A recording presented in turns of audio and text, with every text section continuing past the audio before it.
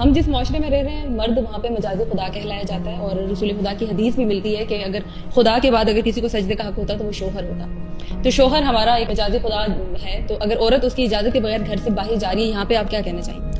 کوئی شوہر مزاج خدا نہیں ہے، یہ حدیث صریحاً درست نہیں ہے، یہ ضعیف ترین حدیث ہے، یہ حدیث ہی غلط ہے. وہ خدا جو کہہ رہے ہیں ان اللہ لا یغفر ان یشرک به ویغفر ما دون ذلک لمن یشاء، کہ میں سوائے شرک کے کوئی بھی گناہ معاف کر دوں گا، صرف شرک نہیں معاف کر سکتا.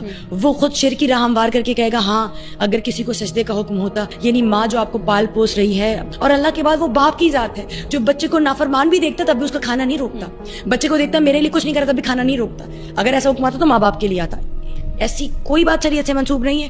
اللہ مردوں کو ایسا حکم بالکل نہیں دیتا، بلکہ قرآن کہتا ہے وَلَهُنَّ مِثْلُ الَّذِي عَلَيْهِنَّ بِالْمَعْرُوفِ، بلکہ یہ دونوں ایک دوسرے کی ہی مثل ہیں. مرد اور عورت برابر ہے، مرد کو عورت پر اور عورت کو مرد پر کوئی فضیلت حاصل نہیں ہے. لیکن کہا جاتا ہے کہ مرد کو فوقیت حاصل ہے عورت جس آیت کی بنا پر کہا جاتا ہے وہ آیت یہ الرجال قوامون علی النساء، کہ مرد عورت پر قوام بنا دیے گئے ہیں. قوام کا مطلب ہے حاکم بنا دیے گئے ہیں. پھر آگے اس آیت میں اللہ بتا رہا ہے کہ کس بنا پر، کیوں؟ کیونکہ وہ ان کے پرووائڈرز ہیں، کیونکہ ان کو نان و نفقہ دیتے ہیں. تو جب تک مرد عورت کو نان و نفقہ دے رہا ہے اس کا حاکم ہے. حاکم کا مطلب کیا ہوتا ہے کہ اس کی عورت مطیع و فرمانبردار رہے. اس کا مطلب یہ نہیں ہوگا عورت نیچی ہو گئی مرد اوپر ہو گیا. اب مرد کو حاکم بنایا گیا ہے کہ تم باہر کی امور کو دیکھو گے.